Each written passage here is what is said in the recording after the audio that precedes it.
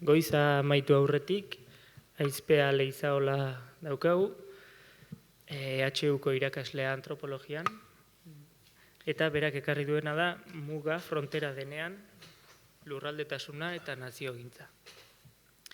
Bai, mila esker, Aritz. Mila esker ere kongresuaren antolatzaileei. Nik ona ekarriko dudana da hain zuzen ere naziogintza edo lurraldetasuna aipatzerakoan estatuaren kontzeptua darabilkigu edo dagor errealitate posible bezala, edo inguratzen gaituen errealitate moduan. Eta hortik tiraka, nik nire tesia mugaren inguruan egin nuen, Euskal Herria bitan banatzen duen estatuen arteko muga horren inguruan, frontera horren inguruan. Eta berez, abiapuntua Joxe Azurmendiren beraren aipu batekin hasiko dut.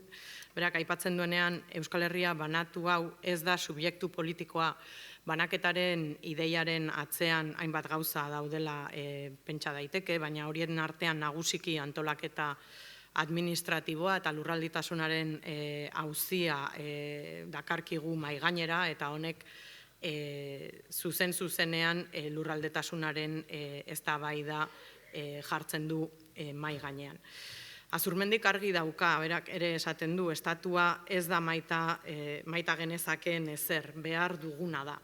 Eta estatuaz hitz egiterakoan, hainbat gauzataz hitz egin daiteke, eta hor zientzia politikoetako adituek nik baino gehiago jakingo dute edo landu dute esparru hau, baina hitz egin beharra dago lurraldetasunaz eta lurraldetasun hori, lurralde hori, estatuaren baitan kokatzen den lurralde hori nola mugatu edo nola zedarritu, nola definitzen den, alegia mugetaz edo fronteretaz.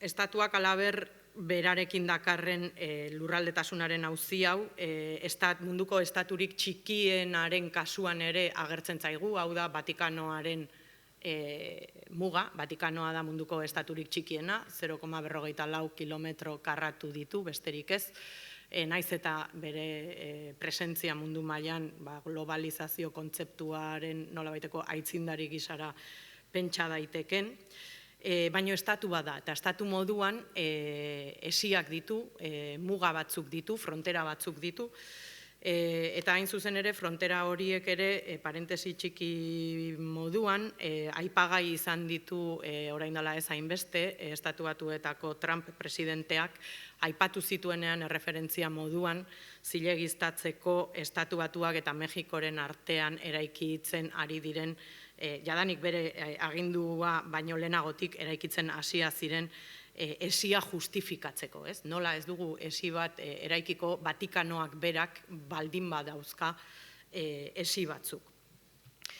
Estatuaren mugak aintzinako kontu bat dira, hau Txinako harresia handia da, luzaroan espaziotik ikus zitekeen gizakiak egindako aztarna bakarra, gerora beste batzuk ikus daitezke ere, baina nolabait ere, eta aspaldikoa, eta Txinaren estatu izaeraren aintzinatasuna gurera ekartzen duena, edo mahai gainera ekartzen duena, baina honek guztiak mahai gainean jartzen duen auzia da nola pentsatu muga edo frontera Euskal Herrian, hori da landu nahi nukena, eta bereziki euskeratik eta euskeraz, ez? Eta zer irakaspen atera ditzakegun naziogintza eta lurraldetasunari buruz. Eta horretarako, erreferentzia moduan Bonaparteren, Luis Luciano Bonapartek 19. mendean egiten duen euskalkien mapak irudikatzen duen lurralde hori, koloreztatu eta koloreztatu gabea, Azurmendiren azkenengoetako liburuan agertzen den Kaskanteko Euskaldunaren erreferentzia famatu hori, kolorea eta kolorerik gabeko atal edo parte bereizi horietan nolabait ere Luis Luciano Bonapartek ez du dudarik zazpiak bat mapa bat irudikatzeko zeinetan, frontera ez dan nolabait ere egitate begibistako bezala agertzen. Hor, mapa hori ikusten duenak ezin du jakin lehen begibistakoan nun gelditzen den garai batean esaten zuten Euskal Herri kontinentala eta Euskal Herri peninsularra, bai? Frantzia eta Espainiaren arteko frontera edo muga delako hori ez da begibistan agertzen den zerbait. Aldiz bai, espazio txuri eta erliebe orografikoa bereizten duen marrazkitutako esparru horren artean argi dago zer dan Euskal Herria eta zer ez, bai? Hortaz, ni Makusok aipatu du hitzaren garrantzia, hitzetik beretik abiatuko naiz, eta aipatu nahi nuke euskaraz muga hitzak duen polisemia. Polisemia izugarria aberatsa duen hitza dugu. Hori lantzeko oinarri hartuko dut Mitxelenak abiarazitako orotariko euskal hiztegiak gaztelera hutsean jasotzen dituen muga hitza edo terminoari dagozkion 6 adiera zerrendatzen ditu, eta bereziki 3 dira niri interesatzen zaizkidanak. Lehenengoa hemen agertzen zaiguna, ez daude hiztegian agertzen diren ordenean, baizik eta nik jorratuko ditudan ordenearen arabera antolatu ditut. Laugarrena izango litzateke orotariko hiztegiaren arabera, frontera, raya, barrera, límite entre dos territorios, término, territorio, lindero, linde, cancel, término, raya, hito que divide los términos. Alegia, euskaraz hitz bakarra erabiltzen dugu inguruko edo ezain inguruko erdaratan hitz desberdin asko erabiltzen diren errealitate anitzak izendatzeko. Bata da, bi lurraldeen arteko, bi eremuren arteko, eta eremu horiek izan daitezke soro bat, izan daiteke iratze soro bat, izan daiteke basoa, baina izan daiteke ere herri bat, izan daiteke bi herri, izan daitezke bi probintzia, eta izan daitezke bi estadu. Eta ni interesatzen zaidana da ikustea nola Euskal Herria bitan banatzen duen muga horrek, frontera horrek, estatu frontera horrek, zer nolako errealitatetik abiatzen den edo zer nolako prozesu historiko baten emaitza den. Azken batean, fronteretaz hitz egiten dugunean edo fronterak aipatzen ditugunean edo mugak ditugunean buruan halako irudiak dakarzkigu edo hau Melillako esia da, Estatu Batuak eta Mexikoren arteko muga, Ciudad Juarezen, Hendaia eta Irunen Frantzia eta Espainia ustez banatzen dituen frontera, edo Portugal eta Espainiaren artean, Galizako zonaldean, Rio de Honor, Couto mixtoa, denbora luzez, etzekitena Espainia edo Portugal ote zen eremu bat. Ikusten duguna da, mugak izan daitezkela oztopo, izan daitezkela igaro bide ere. Hau da, diapositiba sorta honekin amaitzeko, Luzaide eta Arnegi arteko muga pasabide bat. Hor dagoen egurrezko taulatxo hori, jarri eta kendu daiteken taulatxo bat, orain igual ez da importantea, baina kontrabandoa oso indarrean zegoen eta oso bizi zegoen garaitan, horrelako pasabide bat eukitzea laguntzen zuen.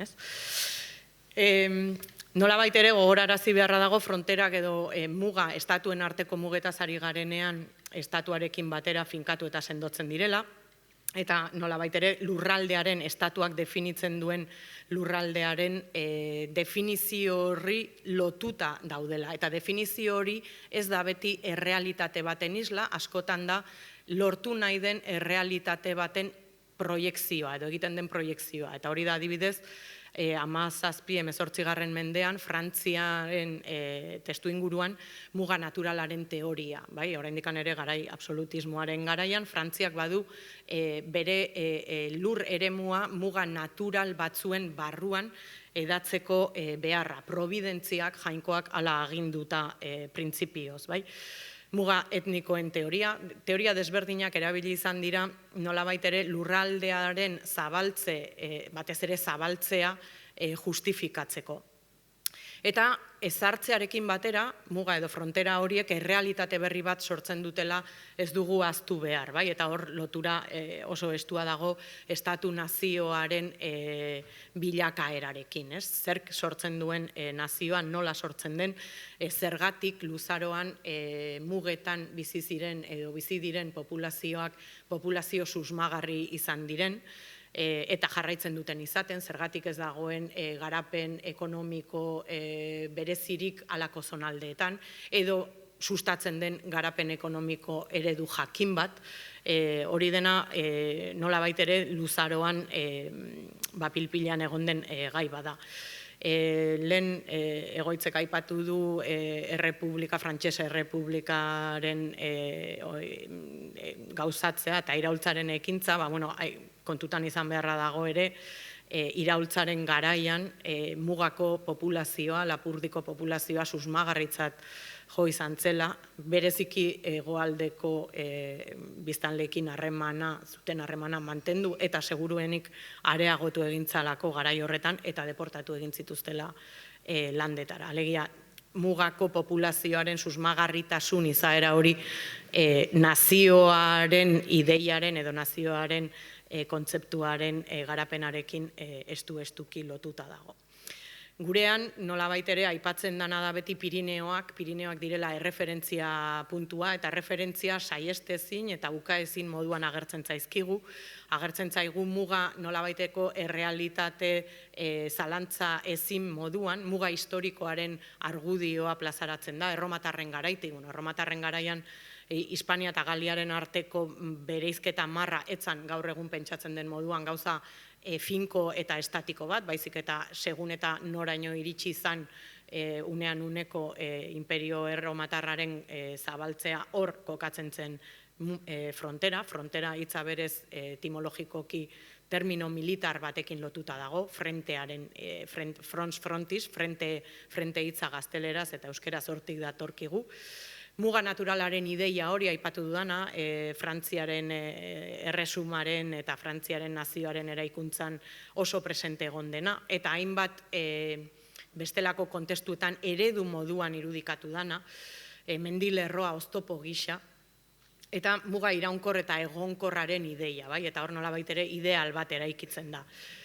Guk ezagutzen dugun muga hori, gure errealitatea banatzen duen muga frontera hori, hainbat historialari eta politologoentzat eredugarria izan da, muga fosilaz hitz egiten digute hainbat geografo eta historialarik. Azken batean 350 urtetan Europako testuinguruan aldatu ez den, lekuz aldatu ez den frontera bakarrenetako bat da, eta hori ja bada berezitasun handi bat, eta berez 17. mendeaz geroztik gerra edo gatazka iturri izan ez dena ere, alegia muga baketsu batetaz hitz egiten ari gara, bai? Kontutan hartu beharra da, hau ez dela beti horrela izan, eta ez dela bilakaera hau ere homogeneoa izan. Euskal Herria bitan zatitzen duen Pirineoetako delako muga edo frontera hori horren errealitatea mota batetakoa da. Ez da gauza bera Aragoiko zonaldean edo Pirineoen erdikaldean kokatzea edo eta Kataluniako testuinguruan. Hor badago Peter Salins historialariak erakusten du maisuki nola negoziazioak egiterakoan Frantzia eta Espainiar erresumen artean nola iristen diran mapetan mendilerroak marraztera errealitatean ez dagoen zerbait irudikatzeko nolabait ere eskema, iruditeria politikoa bat etor dadin lurraldearekin, alegia marrazten dituzte mendilerroak bailara baten erdian, esplikatzeko erabiltzen ari diren irizpidea dela frontera naturalaren irizpidea, bai? Eta, data desberdin batzuk aipatu ditut. Bai, aipatu nahiko nuke, nik egindako lanean, topatu ditu dala bi ikusmolde oso desberdin, azken batean guk aipatzen dugunean frontera, estaduen arteko frontera hitz egiterakoan edo muga zentzu horretan erabiltzen dugunean, kontutan hartu beharra dugu aztergai dudan errealitate hori gainjartzen zaiola estaduen arteko frontera definitu aurretik jadanik existitzen diren bestelako muga batzuei. Alegia, Frantzia eta Espainiaren arteko muga baino lehen, muga hori zen batez ere herrien arteko edo parrokien arteko muga bat eta probintzien arteko muga bat. Eta hor nolabait ere ez da egon gatazka bat esateko, orduan zabalduko gara onaino edo besteraino, baizik eta estaduaren muga, estaduaren frontera hori gainjarri zaio lehenagotik maila lokalean existitzen den errealitate bati. Honek ekartzen duena da, maila lokalean dauden harremanak deblauki bihurtzen direla historian zehar bilakaera baten ondorioz gehientsuenetan eta kasu batzuetan tratadu baten biharamunean egun batetik bestera nazioarteko dimentsioa duten zerbait, bai?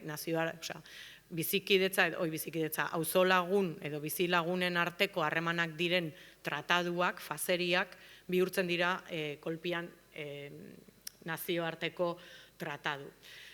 Ikusi dudana nire lanean da, nolabait ere, bi ikusmolde desberdin agertzen zaizkigula lurralde antolaketari dagokionean Euskal Herrian. Bata da, muga lurraldetasuna definitzerakoan, muga topagune izaera azpimarratzen duen kontzeptu moduan. Eta bestea, muga frontera zentzuan, zeinetan azpimarragarriena den bereizketa eta banaketa. Hau ikusten da argi nolabait ere Barandiaranek beste batzuen artean jaso dituen kondairatan, zeinetan agertzen zaigun herrien arteko mugak ezartzen direla, ez da idealizatu behar, ez dago gatazkarik, gizartea nolabait ere egoera harmoniotsu batean bizi da, ez inondik inora ez. Gatazkak daude, lehia dago, eta herrien arteko lehia hori lurraldetasunean ere islatzen da, eta hortaz agertzen zaizkigu, herri batekoak eta ondoko herrikoak noraino heltzen diren bateko eta besteko lurrak jakin nahian. Eta horretarako, ateratzen dira bi korrikalari bakoitza bere herriko plazatik eta topo egiten duten lekuan ezarriko da muga. Alegia, muga ez da banatzen duen, banatketa bat markatuko du, baina ez da banatzen duen zerbait, baizik eta topaketa baten nolabait ere aztarna lurrean markatzen duen zerbait. Eta badu ere halako izaera sakratu bat, hau da Saran jasotzen duen aipu bat, ez? Nola muga lekuz aldatzea eta ez da hitz egiten ari estatuen arteko mugaz, baizik eta Sara eta Baztanen arteko edo Sara eta Beraren arteko mugetaz, edo Sara eta Azkainen arteko mugetaz, muga horietako bat mugitu duen gizon batek nola galtzen duen arima, ez daukan modurik halako bere arimaren salbaziorako, ez? Eta soluzioa zein da muga bere tokira itzultzea. Hor agertzen zaiguna da banaketaren ideia nolabait ere gainetik ezarritako, inposatutako realitate bat bezala, eta horretarako adierazgarria da 20. mende hasieran Otañoren bertsoetan agertzen zaigun ideia, ez? 7 ahizparen gaiden oihala, zatiturikan erditik, alde batera 3 soineko utzirikan 4 besterik, bai? Eta bazpare, norbaitek zalantza izango balu, oihaltzat hartu zagun euskara, guraizetzat bidasoa, muga deitzen da pausoa, alegia metafora baten batek ulertu ez baldin badu, esplizitatu egiten digu Otañok. Bigarren kontzeptua lotuta dago nolabait ere ideia honekin, ez? Banaketa, limitea, oztopoaren ideiarekin. Azken batean, muga frontera denean, alegia herrien arteko muga, estaduen arteko muga bihurtzen denean, agertzen zaiguna da lehen begiratuan zerbait limitatzen duen zerbait bezala, bai? Alegia, oztopoak jartzen dituen zerbait bezala. Eta euskeraz muga erabiltzen dugunean ez soilik lurraldetasunaz aritzeko, baizik eta bestelako testu inguru batean agertu dakiguken esan nahia hori bera da, ez? Oztopoa. Nola pentsatu euskal estatu balizko bat muga frontera denean. Nola pentsatu lurraldetasuna zatiketa administratiboa errealitate nabarmen bat denean, bai? Alegia,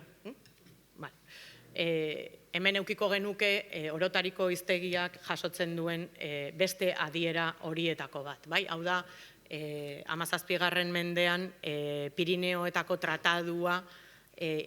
trataduaren kokalekua, sinatzeko lekua irudikatzen duen grabatu bat, hau da, Konpantzia ugartea, Bidasoa ugartean, oso gai interesgarria da, diplomazia aldetik hainbat kontu mobilizatzen zituen, baina horra agertzen zaiguna da ideia hori, ez? Banaketaren ideia. Oztopoaren ideia, irudikatzeko, iruditzen zait, Joxerra Gartziaren bertso hauek oso ondo jasotzen dutela, mugaren polisemia hori, ez? Aberriaren mugak, euskararenak, gure baitan ditugu gehienak. Alegia, zen nolako mugak ditugu. Muga horiek ez dira soilik limiteak, baizik eta baita ere oztopoak. Ideia da oztopoaren ideia, bai? Baina muga frontera denean ere ulertu dezakegu helburua frontera bat izatea izan daitekela. Alegia,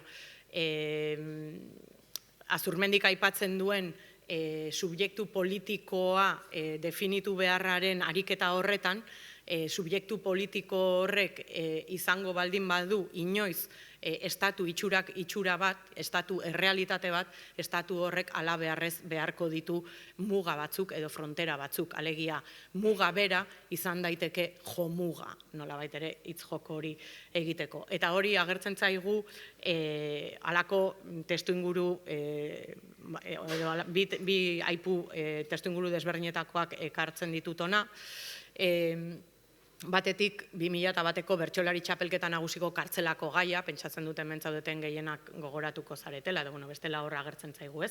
Aturritik Ebrora, alegia, erreferentzia da geografikoa, geografiaren elementu batzuk aipatzen dira, belodromoa, herri bat badela belodromoa izan liteke lekuko. Asko hitz egin daiteke kartzelako gai honetaz, baina 2014an, udalbiltzak Euskal Herriko udalerri guztietara aberri egunaren karietara bidaltzen duen mozio proposamenean ideia hori bera agertzen zaigu, definizio hori beratik tiraka, bai?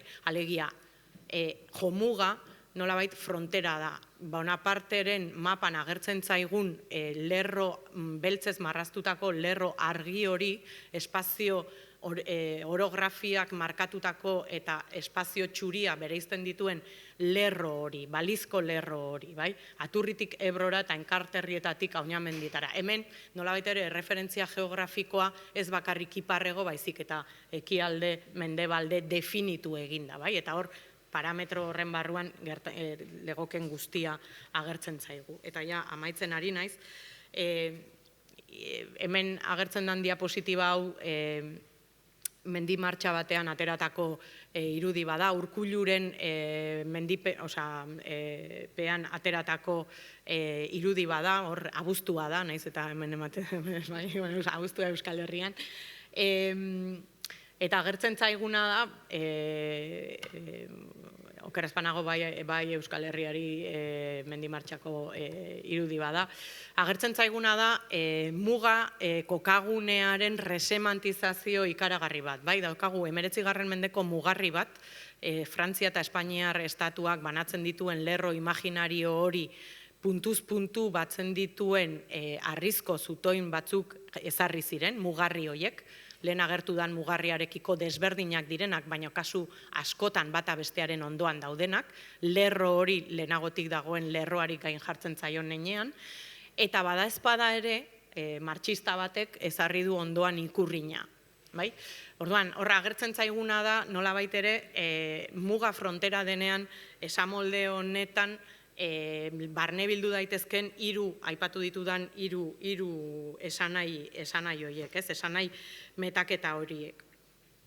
Aipatu nahi nuke, ondorio modura ere, hausnarketarako, pentsatu behar baldin bada, balizko estatu baterako nola pentsatu fronterak edo estatuak nola egikarituko lirateken, edo zer paper edo zer izaera izango duten, aipatu beharrean nago, nire ikerketan agertu dela nolabait ere fronteraren paradoxa moduan izendatu dudana, alegia frontera, estaduen arteko frontera oztopo moduan agertzen den garaian, esi moduan agertzen den garaian, mugaldean, mugaz gaindiko harremanak inoiz baino handiagoak, sendoagoak, estuagoak izan direna. Zerbait debekatzeak ekarri du lehenagotik zeuden harreman horien berrindartze bat, bergorpuzte bat, aprobetxamendu bat, erabilera bat nahi baldin baduzue.